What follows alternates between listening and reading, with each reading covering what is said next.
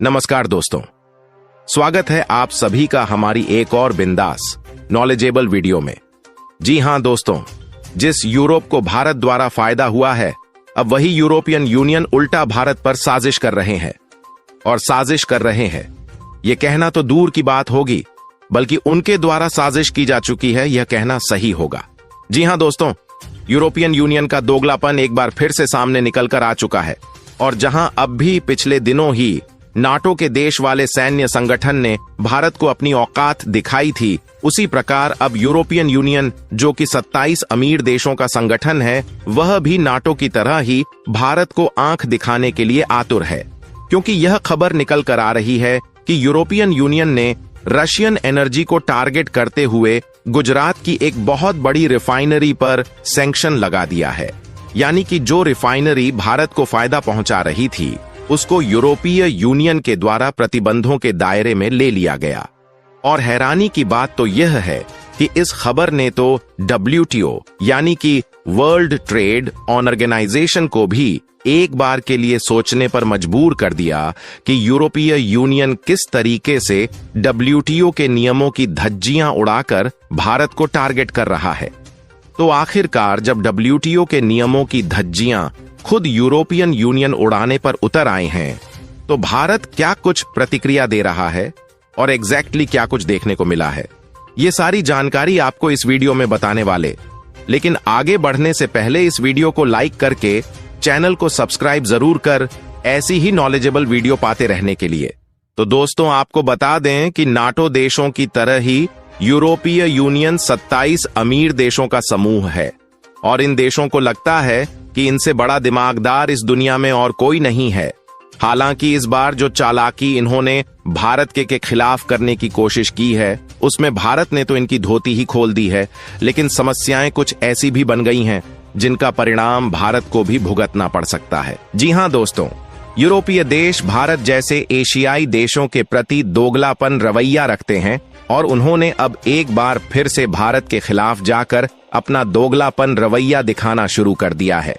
दरअसल जब से रूस यूक्रेन युद्ध शुरू हुआ है, तब से सभी पश्चिमी देश और यूरोपीय देश यह चाहते हैं कि रूस यूक्रेन से युद्ध में हार जाए और उनके सामने घुटने टेक दे। इसीलिए अमेरिका के द्वारा और यूरोप के द्वारा अब तक कई अलग अलग प्रकार के सेक्शंस रूस के खिलाफ लगाए गए हैं। और क्योंकि रूस की अर्थव्यवस्था तेल और नेचुरल गैस बेचकर और इनसे जुड़ी कंपनियों के बलबूते खड़ी हुई है, इसलिए खासकर नेचुरल गैस और कच्चे तेल से जुड़ी कंपनियों को टारगेट किया जाता है। और हाल ही में नाटो और ट्रंप की धमकी के बाद जब भारत, चीन और ब्राजील ने इनको मुंहतोड़ जवाब दिया और उनकी धमकी से पीछे हटने को तैयार नहीं हुआ, तो इसी मिली भगत में यूरोप ने अब एक नया खेल खेला है। और इस खेल में उन्होंने रूस पर 18वां सैंक्शन पैकेज जारी किया है। लेकिन हैरानी की बात क्या है कि इस सैंक्शन पैकेज में सबसे पहले भारत ही टारगेट बन चुका है। क्योंकि यूरोपीय यूनियन का कहना यह है कि उनके द्वारा रूस पर प्रतिबंध लगाकर रोका जा रहा है। लेकिन इसी बीच भारत की एक गुजरात रिफाइनरी पर इन्होंने प्रतिबंध लगा दिया।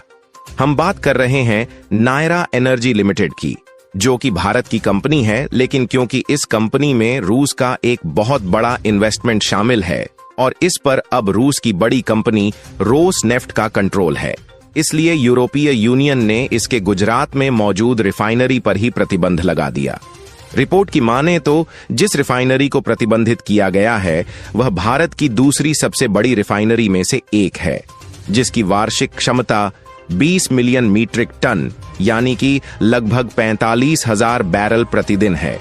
और यह रिफाइनरी गुजरात के गुल्फ ऑफ कच्छ के पास वडिनार में स्थित है, जहां से करीब 65% कच्चा तेल भारत आयात करता है। अरब देश और मध्य पूर्व के निकट होने की वजह से ट्रांसपोर्टेशन लागत कम होती है। साथ ही यह प्रमुख निर्यात बाजार जैसे यूरोप, दक्षिण पूर्व एशिया और मध्य पूर्व तक पहुंचने में सक्षम है। लेकिन भारत पर फिलहाल में यहां पर जो कच्चा तेल रिफाइंड किया जा रहा है, उसे ज्यादा से ज्यादा रूस द्वारा इंपोर्ट किया जा रहा है। और उसे रिफाइंड करने के बाद न सिर्फ भारत में उपयोग किया जा रहा है, बल्कि एक बड़ी मात्रा में यूरोप को भी एक्सपोर्ट किया जा रहा है। और यूरोपियन देश खुद धकाधक इसकी सप्लाई ले रही है, क्योंकि उन्हें भारत से डीजल, पेट्रोल जैसे अन्य पेट्रोलियम प्रोडक्ट सस्ते पड़ रहे हैं। आप रिपोर्ट देख लीजिए, जो कि कुछ महीने पहले निकल कर आई थी, और इसमें साफ साफ बताया गया था कि भारत के द्वारा यूरोप में पेट्रोलियम का एक्सपोर्ट 2,55,000% तक बढ़ चुका है। यानी कि रिपोर्ट कह रही है कि रशियन ऑयल पर इन्होंने सैंक्शन जरूर लगाया, लेकिन भारत से वही डीजल और पेट्रोल जो रिफाइंड हो रहा था, इन्हें सस्ता पड़ने के कारण यह खुद भारत से ले रहे थे। और भारत आज यूरोप को हर दिन 3 लाख बैरल डीजल और पेट्रोल जैसे रिफाइंड कच्चे तेल को एक्सपोर्ट करता है। यानी कि इससे यह बात साफ है कि भारत ने खुद इनको फायदा पहुंचाया। लेकिन जब बात दोगलापन दिखाने की आई, तो यह औकात दिखाने पर उतर गए हैं। फिलहाल यू ने जब न्यारा एनर्जी की इस वार्डिनार रिफाइनरी को प्रतिबंधित सूची में शामिल किया, तो यह भारत की पहली रिफाइनरी बन गई जिसे पश्चिमी प्रतिबंधों से सीधा असर पड़ा। यू ने रूस से तेल आयात पर प्रतिबंध लगाकर नायारा पर प्रभाव डाला, जिसका प्रभाव सिर्फ यूरोपीय बाजार तक सीमित नहीं है, बल्कि इस प्रकार के प्रतिबंध वैश्विक ऑयल ट्रेडिंग, फाइनेंसिंग और टेक्नोलॉजी सहयोग को प्रभावित कर सकते हैं, जिसमें भारत की ऊर्जा सुरक्षा भी शामिल है। फिलहाल भारत अब शांत नहीं है, और भारत ने जिस तरीके से नटो को डबल स्टैंडर्ड और दोहरा मापदंड बताया था, उसी तरीके से यूरोपीय यूनियन को भी भारत ने उसकी औकात दिखा दिया है। क्योंकि सबसे पहले तो भारत के मिनिस्टर ऑफ एक्सटर्नल अफेयर्स ने ही यह बात कही कि रूस पर नए यूरोपीय प्रतिबंधों पर भारत एक तरफा उपायों का समर्थन नहीं करेगा।